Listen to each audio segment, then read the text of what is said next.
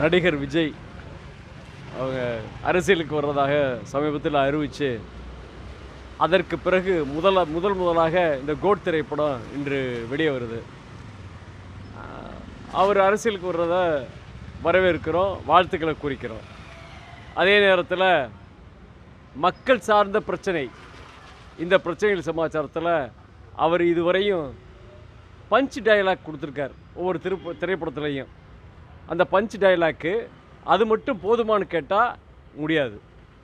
இந்த கோட் திரைப்படத்தில் அது மாதிரி பஞ்ச் டயலாக் இருக்கான்னு கேட்டால் அது நமக்கு தெரியலை. இனிமேல் வெளியே வந்ததுக்கு பிறகு தான் தெரியும். அதோடு மட்டும் இல்லாமல் இதுக்கு முன்னாடி திரைப்படத்தில் நடித்து அரசியலுக்கு வந்தவர்கள் முதல்வர் ஆகியிருக்கார்கள், உண்மை. ஆனால் அதே நேரத்தில் விஜயகாந்தை தவிர்த்து முன்னாள் முதலமைச்சர் ஜெயலலிதாவாக இருக்கட்டும், முன்னாள் முதலமைச்சர் எம்ஜிஆராக இருக்கட்டும், அவங்களுக்கெல்லாம் பின்புலத்தில் வேற ஒரு கட்சி இயங்கி அந்த கட்டமைப்பு இருந்த கட்டமைப்பு மூலமாக அவங்க ஆட்சிக்கு வந்தாங்க, அவங்க சிஎம் ஆனாங்க. ஆனால் இப்போ கோட் திரைப்படத்திலேயே 2026 சிஎம்னு சொல்லி ஒரு காரில் இருக்கிறதாக நாங்கள் கேள்விப்படுறோம். அது எடுத்த உடனே 2026 சிஎம் ஆகிற முடியுமான்னு கேட்டால் நிச்சயமாக அது மாதிரியான மக்கள் பிரச்சனைக்காக போராடணும். அவருடைய ரசிகர்களை முதல்ல போராட்ட குணத்தை முதல்ல உருவாக்கணும். ஏன்னு கேட்டால் மக்களுக்கு தேவையான பிரச்சனைகள், எத்தனையோ பிரச்சனைகள் சமாச்சாரமாக இன்றைக்கி நடந்துக்கிட்டு இருக்குது. தமிழ்நாட்டில் நமக்கு தேவையில்லாத பிரச்சனை, நமக்கு வேண்டிய விஷயங்கள் எதுவுமே நடக்காமல் ஒன்றிய அரசு தவிர்த்துட்டு இருக்கக்கூடிய விஷயங்களை பூராத்தையும் எதிர்த்து ஒரு போராட்ட குணத்தை வளர்த்து அதன் மூலமாக அவர் மக்கள்கிட்ட இடம் பிடிக்கணும். இப்போ இளைஞர்களை தாண்டி, அவருடைய ரசிகர்களை தாண்டி அவங்க மத்திய, அதாவது நடுநிலையாளர்கள் இருக்காங்கல்ல, அவங்களுடைய வாக்குகளை வாங்கணும்னா எப்படி வாங்க முடியும்? நிச்சயமாக அதற்கான வாய்ப்பு இல்லை. இன்னொன்று சொல்கிறோம், நாங்கள் அவர் அரசியலுக்கு வர்றதோ எங்களுக்கு எந்த விதமான இதுவும் இல்லை, வரணும்னு நினைக்கிறோம், வந்தால் வாழ்த்துக்கள்.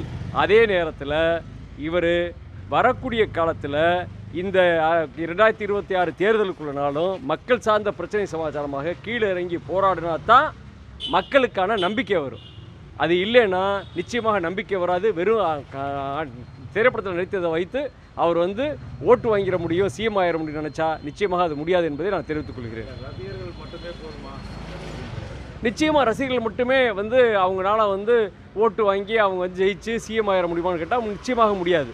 முதல்ல மக்கள் பிரச்சனை சம்பந்தமாக ரசிகர்களை அவர் முதல்ல கட்டமைக்கணும். அந்த கட்டமைச்சதுக்கு பிறகு தான் அவர் அதுக்கு கட்டமைச்சா தான் முதல்ல நடுநிலையான மக்கள் ஓட்டு போடுறவங்க எல்லாரும் ஓட்டு போடணுமா இல்லையா? வெறும் ரசிகர்கள் மட்டும் ஓட்டு போட்டு எப்படி ஜெயிச்சிட முடியும்? நிச்சயமாக முடியாது. அவர் மக்கள் பிரச்சனை சம்பந்தமாக முதல்ல போராட்ட குணத்தை ரசிகர்கள்ட்ட வளர்த்தெடுக்கணும்.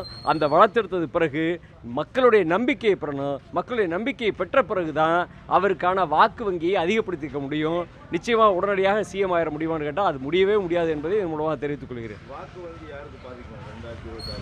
2026 வாக்கு வங்கியை பொறுத்தவரையும் அவருடைய வரவு இளைஞர்கள் மத்தியில் இன்றைக்கி இருக்கக்கூடிய சூழலில் வாக்கு வங்கி சீமான் மாதிரியான அடுத்த 2வது 3வது நிலையில் இருக்கக்கூடிய கட்சிகளுக்கு பாதிப்பு ஏற்படுத்துமே தவிர கட்டமைப்பு உள்ள திமுக, அதிமுக போன்ற கட்சிகளுக்கு நிச்சயமாக வாக்கு வங்கியை பாதிப்பு ஏற்படுத்தாது என்பது என்னுடைய கருத்து.